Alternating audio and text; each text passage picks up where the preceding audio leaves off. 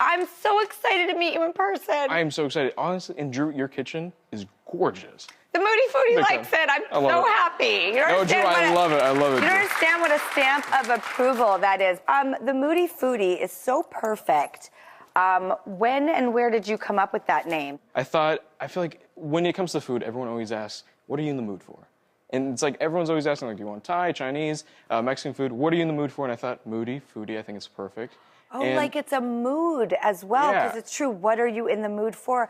Oh. And I feel like with food, it's like not only is the food delicious, but you like set the mood, put the right song on, light some candles, and you have like this delicious dish. It's all about the mood. Well, I'm so excited because the dish that you wanted to bring, you picked literally one of my favorite all-time dishes of my life that I have been eating since I was a child, one of my #1 favorite foods in the world, chilaquiles.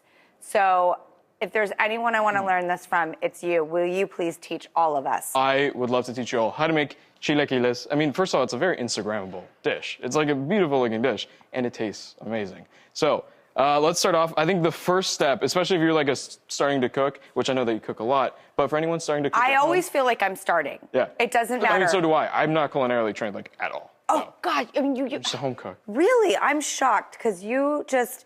And also, you know what you have is like patience and grace, two things I completely lack.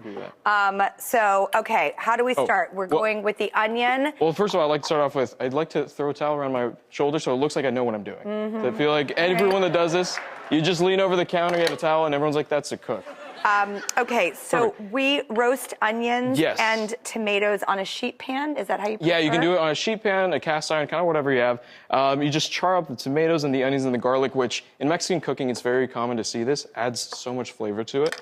And then we have right here some guajillo and chile de árbol, which is very common, again, in Mexican cooking. Some Mexican oregano, salt and pepper, and we just toss that all in. And we've boiled these peppers down a little bit, so they're nice and soft. And the good thing about these is what's your spice tolerance, Drew? Is it pretty high? I love spice. Perfect. Because we have plenty of the little ones. The little ones are very spicy, but the good thing is in Mexican cooking we use a lot of chilies, but they're not all super spicy. They just add a lot of flavor. And the seeds will also determine how much seedage. Absolutely. More spicy. So you can, if you don't really want to be super spicy, but you like the flavor, just take out the seeds and you're good to go. Perfect. So we pop this in, and then we just pulse it on low. There we go. Now, right here, we're just gonna add some broth and just like eyeball it.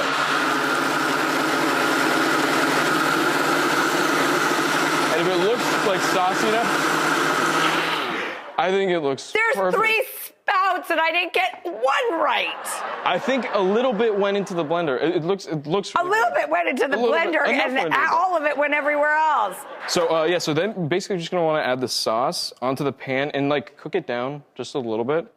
And then this is called epazote, and this herb is amazing. If you can find it at a Mexican grocery store, it's like citrusy. It's very pungent. Oh wow! Like peppery and like a little minty. Wow! It's a phenomenal. So if you can find it epazote, it's fantastic. And with this, it's pretty simple. It's pretty pungent. So I just like to add a few like leaves right here. Keep it on the stem, and then you just kind of like slap it in the pan. And then at the end, we're just gonna remove it. And then once the sauce is down, then what do we do? All right, so we're just gonna take this out. I'm just gonna use this little fork right here to like take this out. And then you kind of like discard that. I wanna just toss this. I'm gonna put that in my favorite. Then you grab these beautiful things, and these are called totopos. They're just tortilla chips. But in Mexico, they call them totopos. When you see them like this, you're like, oh, so much love. Oh, absolutely. This. So homemade. Oh, I like to toss them into the sauce. But, I mean, you do your thing. Oh, no, wait, you're teaching me. Tell me what to do. I'm not going to do it right. They're going to teach me. So then you just cover these up. And like I said earlier, like it's a very Instagrammable dish. Now that I've coated it all, do I plate? Yes. And so I just like to spoon this in, like kind of let it like look organic, but also with a lot of intention.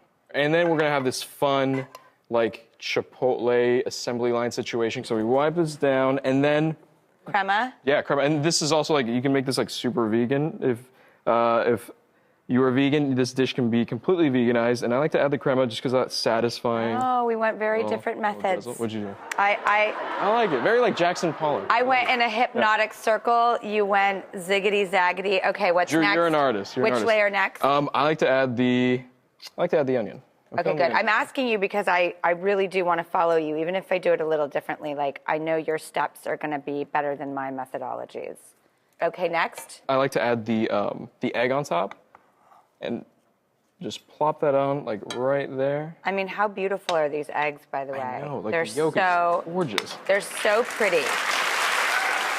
Okay, next. Then I like to add the cheese and then just, like, crumble it on here. And what I like about the crema and the cheese is if you like it spicy, it's just like that nice little cooling effect that you get. And then after that, I like to top it off with just a little bit of cilantro. And I don't like to chop it, I just like to throw it on there. Yep. And then you just toss it with lime. I'm a huge fan of lime on, like, every food. And then you have... That was beautiful. What do you think? I think it looks beautiful. I love it. You're amazing. It has been a dream of mine to work with you. Please, please, please, can we do this again? Yes, I would love that. I would love that so much. Fabrizio Villalpando, also known as the Moody Foody. Check out his videos if you're not one of the 70 million people already watching. For this recipe, go to thedrewbarrymoreshow.com. My very first chilaquiles with you. They look so good Cheers. side by side. Cheers. Thank you so much. We'll be right back.